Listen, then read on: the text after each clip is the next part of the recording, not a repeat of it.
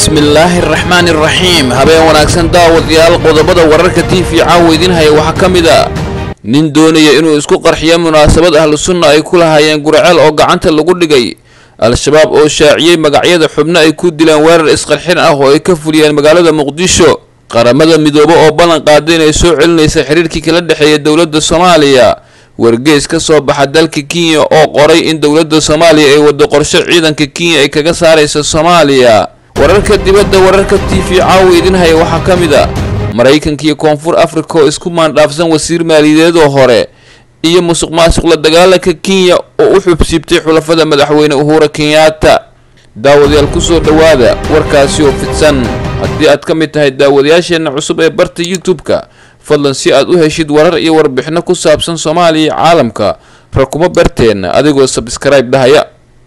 nin isku soo xiray waxyaabaha qarxa oo doonaya inuu isku qarxiyo munaasabad ururka Ahlusunna wal Jamaa ay sanadkiiba mar ku qabsadaan magaalada Gurceel ayaa gacanta lagu dhigay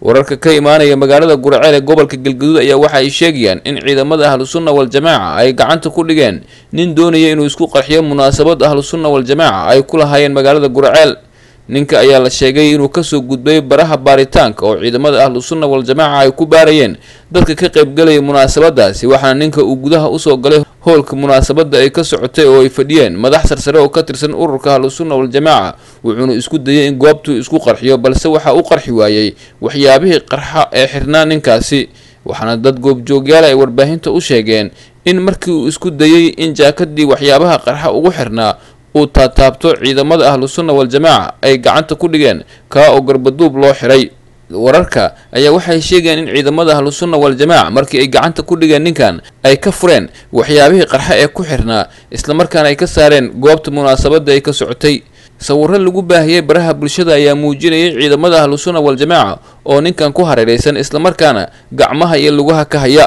munaasabada uu doonayay in ninkan isku qarxiyo ayaa waxa ku sugnaa madax sarsare oo ka tirsan Ahlusunna wal Jamaa sida hogaamiyaha guud ee Ahlusunna Macalin Maxamuud madaxa xukuumadda Galmudug Sheekh Maxamed Shaakir iyo Sheekh Cabdirasaaq Ashcari oo ah hogaamiye sare oo ka tirsan Ahlusunna wal Jamaa Ahlusunna ayaa sanad walba markii la gaaro 17 bisha Ramadaan waxa ay qabtaan munaasabad ay ugu magac dareen maalintii shuhadada oo ay ku xusaan dagaalyahanadii uga geeriyooday dagaaladii ay la galeen al-shabaab 10 sano ka hor kuwaas oo ka dhacay deegaano iyo degmooyin ka tirsan gobolka Galgaduud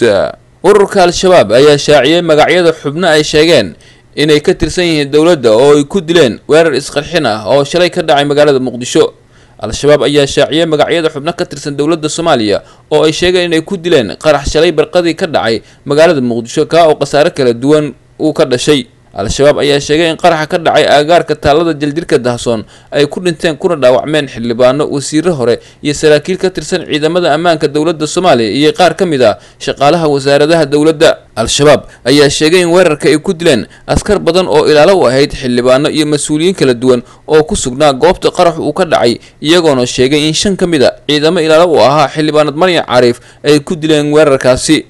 wasiirkii hore arrimaha dibadda Xuseen Ceelaabe Faahiye ayaa al-shabaab ay sheegeen inay dileen agaasimaha wasaaradda beeraha Fanax Yuusuf Dheere oo al-shabaab ay sheegeen inuu yahay sarkaal sare oo ka tirsan nabad sugidda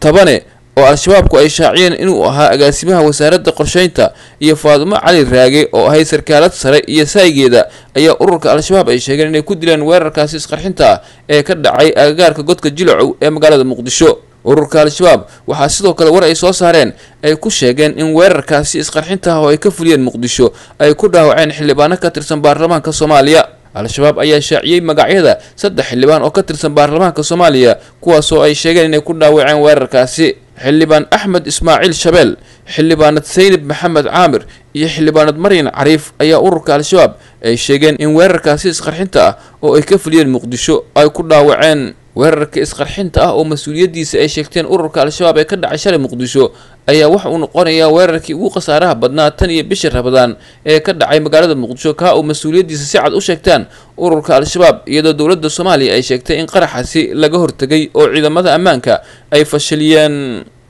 qaramada midoobe ayaa ballan qaaday inay soo celinayso xiriirka kala dhaxeeya dawladda Soomaaliya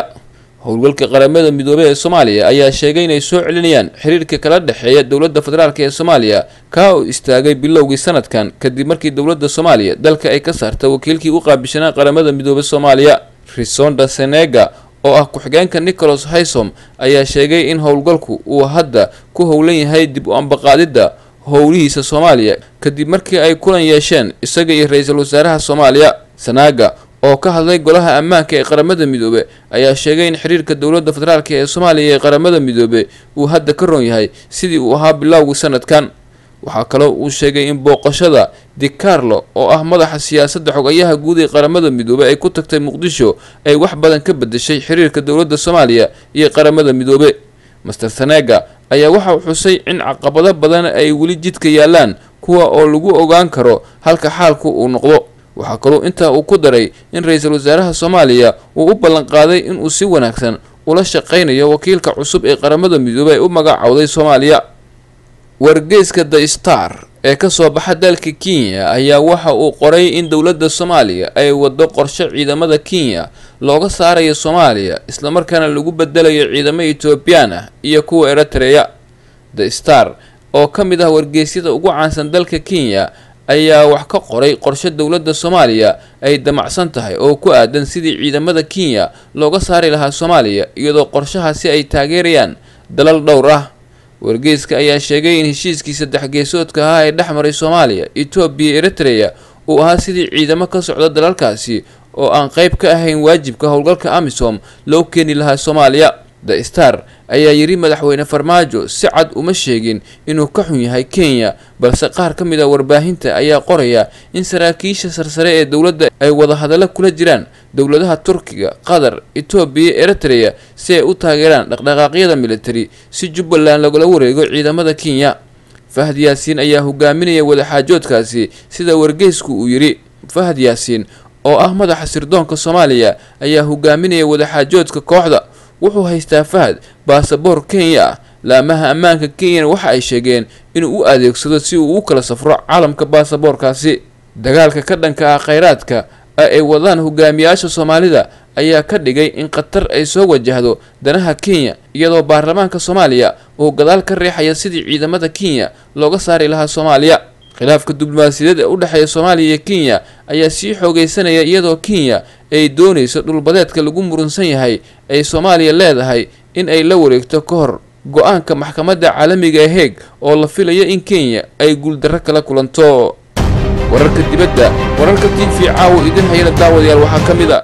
dowladaha Mareykanka iyo Koonfur Afrika ayaa isku maandhaafsan wasiir maaliyadeed oo hore oo hadda ku nool dalka Koonfur Afrika. Mareykanka ayaa sheegay inuu aad uga xun yahay tallaabada ay Koonfur Afrika qaadatay kadib markii ay diiday in ay soo masaafuriso Manuel Janga oo hore u soo noqday wasiirka maaliyadda ee Mozambique.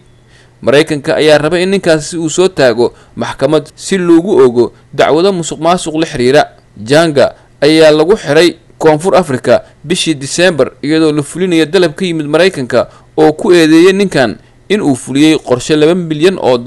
looga dhaliyay arrimo sharci darro ah iyo lacag si sharci darro ah loo kala wareejiyay arrintaas oo lagu qiyaamay maalgashadayaal Mareykan ah. Koonfur Afrika ayaa go'aansatay in ay Jango u musaafuriso dalkiisa Mozambique halkaasoo dacwad kuwan la mid ah looga haysto. dowladda Mozambique ayaa soo dhaweynaysa go'aanka balse xisbiga ugu weyn mucaaradka dalkaasi ayaa sheegay inay shaki ka qabaan in xukun cadaalad ah dalkiisa uu ku heli karo Mr. Janga. guddiga musuqmaasuqa dalka Kenya ayaa baaritaano ku sameynaya hantida ay haystaan hogaamiyaal sarsare oo ka tirsan dowladda Kenya kuwaasoo cilaaqaad dhow oo saaxiibtinimo la leh madaxweynaha dalka Kenya Uhuru Kenyatta. guddiga musuqmaasuq la dagaalanka Kenya ayaa baaritaan ku sameeyay hantida Fernando Watitu oo ah barasaabka deegaanka Kimimbo. arrintaasi ayaa loo arkaa mid ahmiyad gaar ah leh. Watitu ayaa lagu yaqaanaa handadaad iyo dabeecad qalafsan balse wuxuu xulafo xoog badan leeyahay madaxweyne Uhuru Kenyatta kaasoo isagana ku tiirsan taageerada siyaasadeed uu gobolkaasi uga keeno. warbaahinta gudaha ayaa toddobaadyadii ugu dambeeyay wax ka qorayay hantida Watitu oo ay ka mid yihiin hanti maguurto ah oo uu ku leeyahay magaalooyinka Kimimbo iyo Nairobi. Watitu ayaa iska difaacay eedeymahaas loo jeediyay wuxuuna sheegay in hantidiisa aysan ku soo gelin si sharci darro ah isla markaana uu sheegi karo raadadkeeda. madaxweyne Kenyatta ayaa cadaadis soo taraya haysta isagoo lagu baaqaya inuu hadalka ka gudbo waxna ka qabto musuqmaasuqa baaxadda weyn oo ay ku kacaan mas'uuliyiin ka tirsan dowladda Kenya. guud ahaan daawadayaal warkii aad kala socoteen wararka TV caawa naga inta